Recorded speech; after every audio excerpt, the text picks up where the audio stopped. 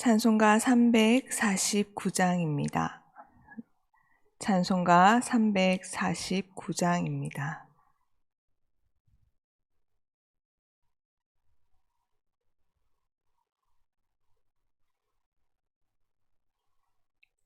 (349장) 함께 찬양하시겠습니다. 나는 예수 따라가는 십자가 군사라 주 이름 증언하기를 외주저리요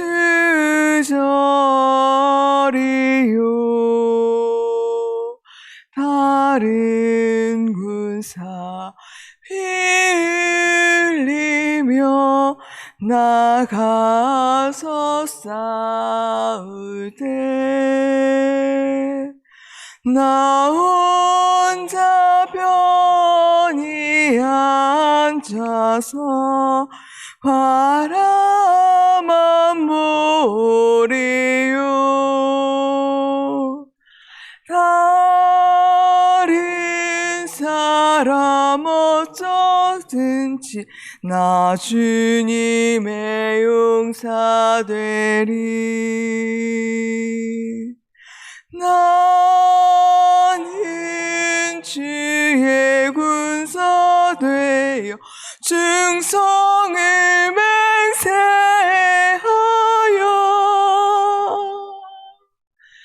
내가 승리하기까지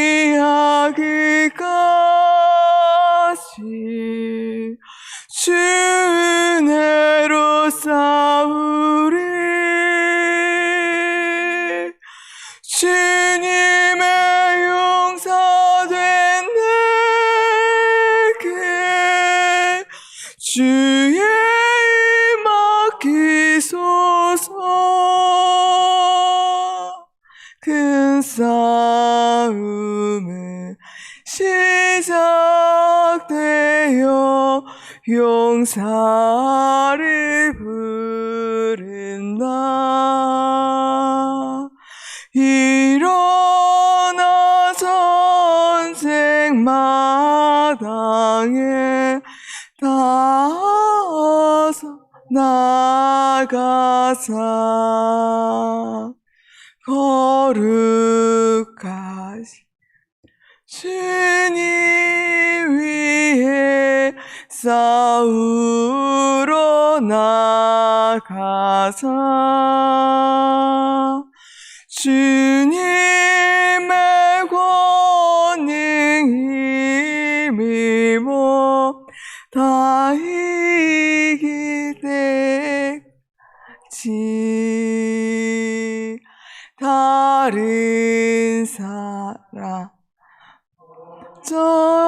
어딘지 나 주 용대 나는 주의 용사 되 충성을 맹세하여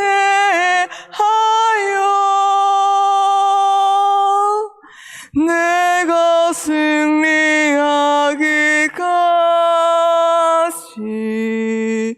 주 은혜로 싸우리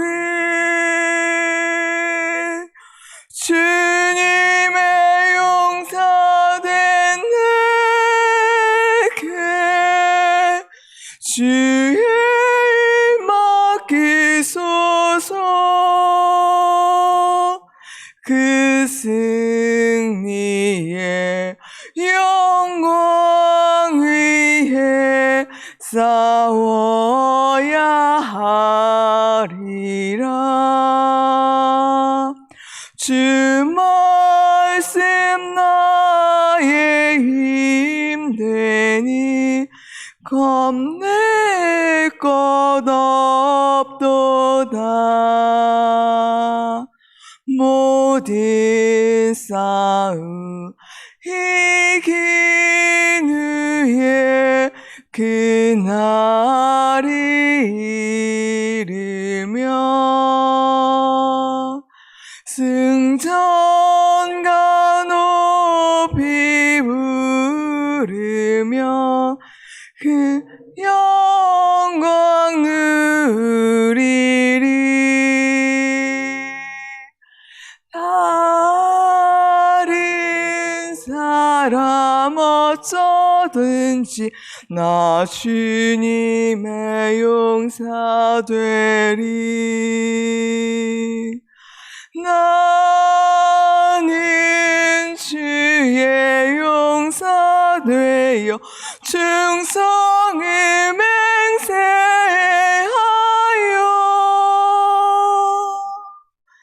내가 승리하기까지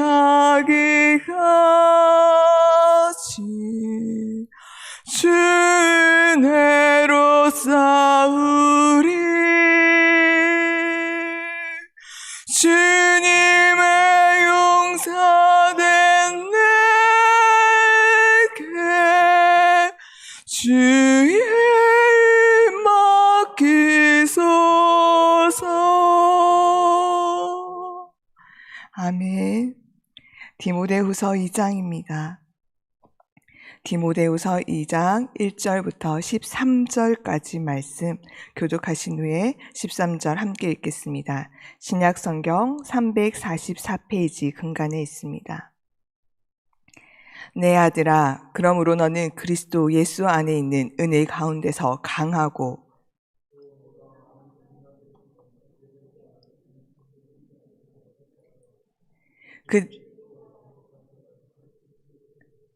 너는 그리스도 예수의 좋은 병사로 나와 함께 고난을 받으라.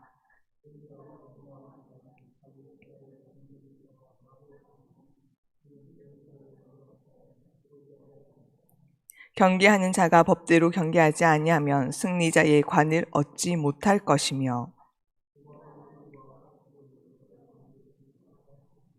내가 말하는 것을 생각해보라. 주께서 범사에 내게 총명을 주시리라.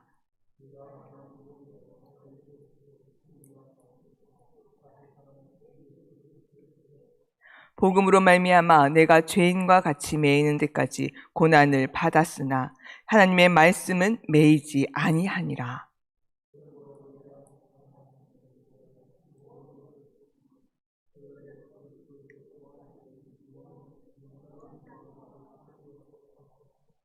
미쁘다 이 말이여, 우리가 주와 함께 죽었으면 또한 함께 살 것이요.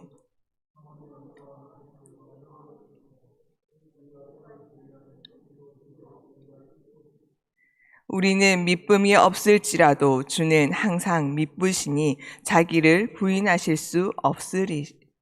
아멘. 디모데 전훈서를 관통하는 바울의 가르침은 바른 교훈을 가르치라, 그리고 고난을 받으라, 이 두 가지로 요약할 수 있습니다. 그 가운데 고난을 받는 것에 대한 바울의 가르침이 이어지고 있습니다. 이 가르침은 1장 13절 이하에 말한 바와 같이 내게 들은 바 바른 말을 본받아 지키고 우리 안에 거하시는 성령으로 말미암아 내게 부탁한 아름다운 것을 지키라라는 권면입니다. 즉 타협하거나 변질되지 말고 예수 안에 있는 은혜 속에서 강하여져서 내 맡은 일을 다 하라라는 것입니다. 이 일을 하는 데 있어서 고난과 수고가 있음을 그것을 감수하고 극복하라는 권면이 이어집니다. 1절과 2절입니다. 내 아들아, 그러므로 너는 그리스도 예수 안에 있는 은혜 가운데서 강하고 또 내가 많은 증인 앞에서 내게 들은 바를 충성된 사람들에게 부탁하라. 그들이 또 다른 사람들을 가르칠 수 있으리라. 자녀를 대하는 아비의 마음으로 바울은 디모데에게 말합니다. 내 아들아, 현재의 믿음으로 안주할 것이 아니라 그리스도 예수께서 주시는 은혜로 더욱 강해져라. 왜요? 믿음이 굳건한 그는 다른 사람들에게 자신이 들은 바를 가르쳐야 하는 사명이 있기 때문입니다. 사랑하는 성도 여러분, 이 권면은 디모데에게만 한 것이 아닙니다. 모든 믿는 자들을 향한 하나님의 권면인 것을 기억하시기 바랍니다. 우리는 하나님 앞에 서는 그날까지 자라나야 하는 자들입니다. 신앙에 있어서 이만하면 됐다, 적당히 하자 생각이 있으신가요? 내 나이가 이제 좀 뒤로 빠질 때도 됐지 않았나 하는 생각은 없으신가요? 그러나 죄송합니다. 그리스도인들은 그럴 수 없는 자들입니다. 하나님의 사람은 세우는 일에 제외된 자들이 단 한 사람도 없습니다. 예수께서 주시는 은혜로 날이 갈수록 더욱 강해지시기를, 깊어지고 넓어가는 일에 힘쓰시기를 간절히 부탁드립니다. 신앙에는 게으름은 정지가 아닙니다. 그것은 후퇴입니다. 여러분들을 통하여 많은 이들이 하나님을 알아가는 그날까지, 그 자리까지 여러분의 삶과 말과 행함과 여러분의 결정들을 통하여 하나님을 증언하는 증인의 삶으로 자라가시기를 간절히 기도드립니다. 그리하여 그리스도를 다른 사람에게 전할 수 있는 그런 충실한 이들이 우리 성도님들을 통하여 더 풍성하게 세워지기를 간절히 기도드립니다. 3절부터 6절 함께 읽겠습니다. 너는 그리스도 예수의 좋은 병사로 나와 함께 고난을 받으라. 병사로 복무하는 자는 자기 생활에 얽매이는 자가 하나도 없나니 이는 병사로 모집한 자를 기쁘게 하려 함이라. 경기하는 자가 법대로 경기하지 아니하면 승리자의 관을 얻지 못할 것이며 수고하는 농부가 곡식을 먼저 받는 것이 마땅하니라. 바울이 디모데에게 사역에 따르는 어려움들에 대하여 지적하며 격려하고 또 그런 문제들을 각오시키는 것들을 보게 됩니다. 왜냐하면 고난과 수고는 이 세상을 사는 동안에 예수를 믿는 자, 복음을 지키는 자에게 당연히 따르는 부분이기 때문입니다. 그러나 성경 전체에 대한 가르침을 제대로 확인하지 않으면 예수를 믿으면 탄탄대로를 걸어가는 승리와 감격의 삶으로만 생각합니다. 하나님의 그 넘치는 은혜와 능력이 모든 반대하는 자들이나 우리 안에 있는 연약한 것들을 다 극복해 하고 형통한 길을 가게 하실 것이라는 기대를 갖게 되지요.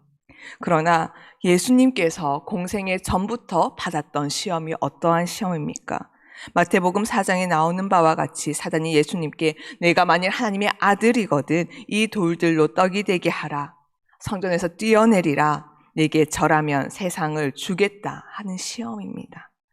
우리가 복음서에서 확인한 바와 같이 예수님은 당신이 성자 하나님이신 것을 여러 가지 기적과 표적들로 우리에게 보여주셨습니다.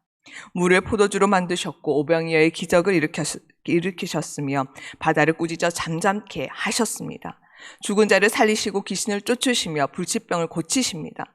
그러나 그렇다고 하여서 십자가 지는 것을 그 능력으로 모면하거나 대신하지는 않으셨습니다. 무리들은 예수께서 기적을 일으키실 때마다 예수를 왕으로 삼으려 하였지만 예수께서는 피하시고 도망하셨습니다. 이 일은 예수님께 평생 그의 공생의 내내 쫓아다니는 시험이었습니다. 예수께서 잡히셔서 십자가에 못 박혀 있을 때까지도 군중들은 계속해서 그를 비난하고 조롱하기를 내가 하나님의 아들이거든 내려와 보라라는 것이었습니다.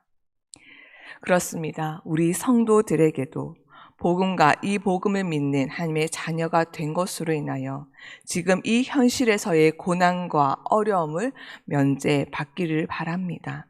그래서 내가 예수를 믿는데 왜 나만, 내 인생만 이렇게 풀리지 않느냐 하고 하나님께 토로합니다. 이런 의문들이 대부분의 성도들에게 찾아옵니다. 이것이 성도들만의 의문은 아닙니다. 복음을 전하는 자가 된 하나님의 종들의 가장 큰 시험이기도 합니다. 하나님의 종들이 사역에서 어려움을 당하면 근본적인 의심이 듭니다. 내가 하나님의 종이 맞나? 하나님은 나를 여기로 부르지도 않으셨는데 내가 괜히 내 열심으로 여기 와 있는 것은 아닌가? 그만둬야 하는 것은 아닌가? 아주 뿌리를 뒤흔드는, 기둥 뿌리를 흔드는 시험이 찾아옵니다. 내가 진정 하나님의 종이라면 하나님께서 나를 통하여 영광을 받으실 텐데 나는 왜 이 사소한 문제, 별거 아닌 거 하나에 이렇게 쩔쩔매며 살아가야 하나 하는 시험이 듭니다.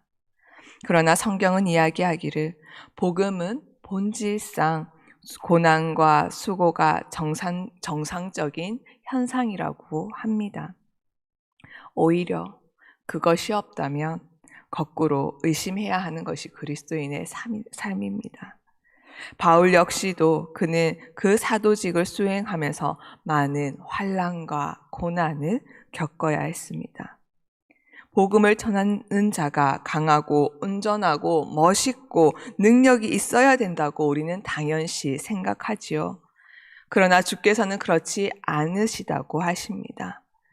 바울에게 큰 문제가 있어 하나님께 구했는데 하나님께서는 그것을 고쳐주지 않으셨음을 바울은 말하며 이렇게 전합니다. 고린도후서 12장 7절입니다. 여러 계시를 받은 것이 지극히 크므로 너무 자만하지 않게 하시려고 내 육체에 가시 곧 사탄의 사자를 주셨으니 이는 나를 쳐서 너무 자만하지 않게 하려 하심이라. 바울은 오히려 너무나 중요한 일을 맡았기 때문에 더 많은 고난과 가시, 곧 사탄의 사자를 가져야 했습니다. 이처럼 복음이 증거되는 일에 고난이 따라오는 것은 이것이 진리라는 그 측면에서 세상의 진리와 다르기 때문입니다. 그것은 세상과 다른 길을 가는 것이고 세상과 다른 원리와 방법과 목적을 갖는 것입니다. 그렇기에 세상과 충돌할 수밖에 없습니다. 앞서 말씀드렸듯이 세상은 능력 있고 다른 이들의 인정을 받는 자에게 사람들은 관심을 갖고 모여듭니다. 그래서 다들 잘나고 싶어 합니다. 하지만 예수께서는 아무도 신경 쓰지 않는 마국간에서 태어나셨고 아무 흠모할 것 없이 자라셨습니다.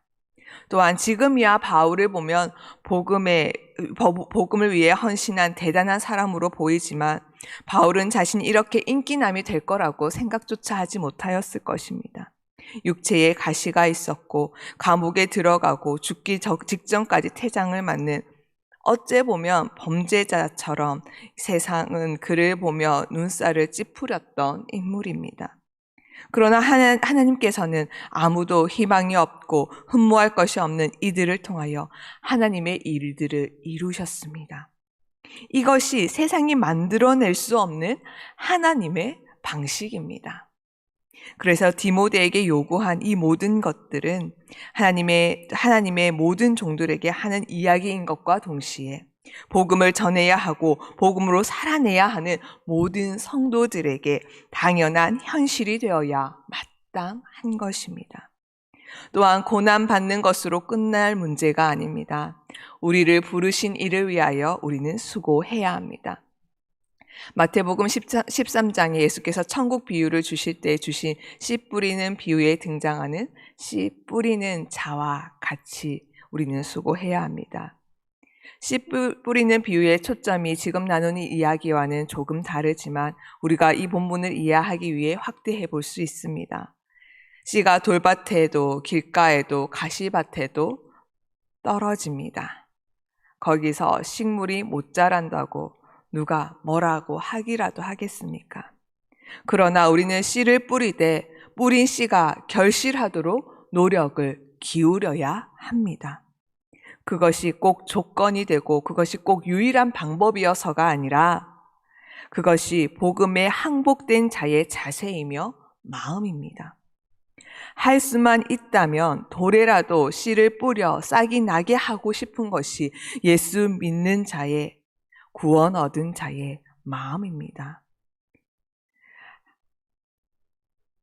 우리가 죄인 되었을 때에 그리스도께서 우리를 위하여 구원하셨기에 우리도 그리함이 마땅합니다.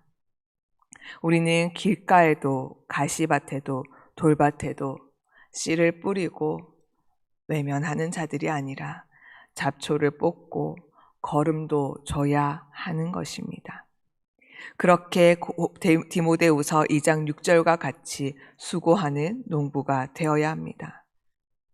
하나님의 방법으로 그 경기에 참여하는 우리가 되어야 하는 것입니다. 농부는 씨를 뿌리고 가만히 노는 자가 아닙니다. 뿌리고 가꾸어 지켜서 수확하는 때까지 수고가 있는 법입니다. 그런데 이것이 결코 내 계산대로, 내 생각대로 되지 않습니다.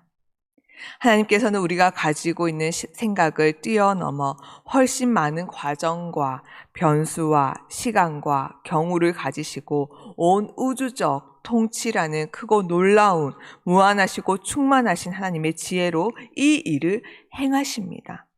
그래서 우리가 우리 주변에서 있는 누군가를 위해 또한 우리 가족을 위해 기도를 하지만 열심히 기도해도 그 응답이 아주 늦을 때도 있고 반대로 예상치도 못한 사람이 복음을 쉽게 받아들이기도 하는 것입니다. 제가 어렸을 때 구원의 복음을 받아들이고 의문이 드는 것이 있었습니다. 하나님께서 사람들을 구원하셔서 다른 사람 구원시키는 도구로 쓰시는 거 아닌가? 그럼 결국 먼저 구원받은 자들만 고생하는 거 아닌가? 참 계산적이고 어리석은 생각이지요. 사랑하는 성도 여러분, 하나님께서는 우리가 없어도 하나님의 일을 하시기에 능력이 부족한 분이 전혀 아니십니다. 오늘 본문 9절에서도 그 사실을 증언합니다. 복음으로 말미암아 내가 죄인과 같이 매이는 데까지 고난을 받았으나 하나님의 말씀은 매이지 아니하니라. 이것이 바울의 증언입니다. 자신이 죄인과 같이 고난을 받았는데 그때 복음의 문이 막히거나 사람들이 복음에서 떨어져 나간 것이 아니라 오히려 복음이 더 많은 이들에게 전파되었던 것입니다. 이것이 무엇을 뜻합니까? 바울이 있어야만 복음이 전파되고 하나님의 뜻이 성취되는 것이 아니더라라는 말입니다. 그렇다면 하나님이 다 하시면 되지 왜 우리를 통하여 이 일을 이루시려 하시는가? 고린도후서 1장 6절에 이렇게 바울은 말합니다. 현대어 성경입니다. 우리가 큰 환난을 당하는 것도 여러분이 하나님의 위로와 구원을 받게 하려는 것이며 또 지금 환난을 당하고 있는 우리를 하나님께서 위로해 주시는 것도 역시 여러분을 돕기 위한 것입니다. 다시 말하면 여러분이 우리와 같은 환난을 당할 때 하나님이 우리에게 베풀어 주신 위로가 얼마나 풍성한 것인가를 기억하게 하심으로써 여러분에게 환난을 견디어 나갈 힘을 주시려는 것입니다. 이 말씀이 증언하는 바가 무엇입니까? 하나님이 우리를 도구로 이용하시기 위해서 우리를 부르신 것이 아니라 하나님은 나 한 사람을 목적으로 삼으신다는 것입니다. 내가 환난을 당하는 것을 통해 하나님의 위로와 구원을 받게 하시고 은혜가 얼마나 풍성한가를 기억하게 하심으로 이 환난을 겪을 때 그 환난을 겪어나갈 힘을 주시기 위한 것이라고 하십니다. 결국 이 모든 것이 우리 각 사람을 위한 하나님의 뜻과 계획이라는 것입니다. 이 모든 것이 우리를 자라게 하기 위한 하나님의 뜻이라는 것입니다. 우리가 믿고 소유하고 소원하는 것들, 즉 예수로 말미암아 얻게 된 복음의 내용과 구원의 특권, 그 소망들이 은혜로움과 영광됨이 이 세상이 만들어 우리에게 줄 수 없는 것들입니다. 그렇기에 믿음의 선배들은 기꺼이 모든 세상의 반대와 세상의 비난과 세상의 조롱을 감수하여 복음으로 살았고 기쁨의 고백과 소망의 삶을 산 것입니다. 왜입니까? 10절에 그러므로 내가 택함 받은 자들을 위하여 모든 것을 참음은 그들도 그리스도 안에 있는 구원을 영원한 영광과 함께 받게 하려 함이라. 그래서 11절부터 13절은 무엇이라 말합니까? 함께 읽겠습니다. 미쁘다 이 말이여 우리가 주와 함께 죽으면 또한 함께 살 것이요 참으면 또한 함께 왕노릇할 것이요 우리가 주를 부인하면 주도 우리를 부인할 것이라. 우리는 미쁨이 없을지라도 주는 항상 미쁘시니 자기를 부인하실 수 없으리라. 그래서 주께서 우리와 함께 주의 뜻하심에 동참한 우리에게 우리가 그와 함께 왕노릇 할 것이라고 이야기하십니다. 그러나 반대로 그렇게 하지 않으면 하나님께서도 우리를 부인하셔서 결국 손해는 우리라는 것입니다. 그런데 우리 주님은 우리를 손해보게 하지 않으십니다. 13절만 현대어 성경으로 다시 한번 읽어드리겠습니다. 비록 우리가 믿음이 다 없어진 것처럼 연약해질 때도 그리스도께서는 여전히 우리에게 신실하시고 우리를 도와주십니다. 주님의 한 부분인 우리를 주께서 떼어 버리실 리가 없습니다. 주께서는 우리와 맺은 언약을, 약속을 언제나 지켜주실 것입니다. 아멘. 그렇습니다. 우리가 연약해질 때도 하나님께서는 신실하심으로 우리의 고난과 환난 가운데 우리와 맺은 그 약속을 언제나 신실하게 지켜주실 것입니다. 그러니 주님의 영광을 함께 누릴 자로서 복음으로 인한 그 고난 가운데 인내하라, 수고하라 라고 말하는 것입니다.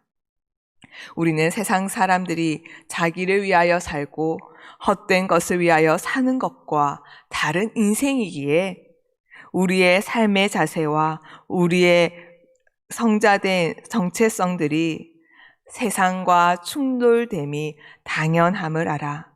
그 고난으로 하나님의 언약을, 하나님의 구원을 의심하지 말고 오히려 하나님의 말씀을 근거로 분별하며 성도된 인생의 인내와 순종을, 기도를, 믿음을 더해가는 저와 여러분의 오늘 이 하루가 되기를 간절히 기도드립니다. 함께 기도하시겠습니다. 하나님, 주의 진리는 세상의 진리와 다릅니다. 그러나 우리는 세상의 기준들을 가지고 와서 그것들을 해결해 줄 것만 기대합니다. 그러나 주님은 주의 일 가운데에 우리를 동참시키십니다. 그 복된 삶으로 불러주셨는데 우리는 우리의 기준에 맞지 않는다고, 왜 내 인생은 풀어주지 않고 능력 주시지 않느냐고 불평만 내놓습니다. 하지만 주님의 뜻은 우리의 뜻보다 더 깊고 크심을 고백합니다. 주의 영원한 영광에 참여할 자로 부르셨는데 그 수고와 고난을 피하려고만 하고 서 있지는 않습니까? 하나님, 예수 그리스도께서 그러하셨듯이 하나님의 자녀로 사는 것은 큰 자가 되어 작은 자를 섬기는 섬김이요 십자가의 죽음의 삶입니다.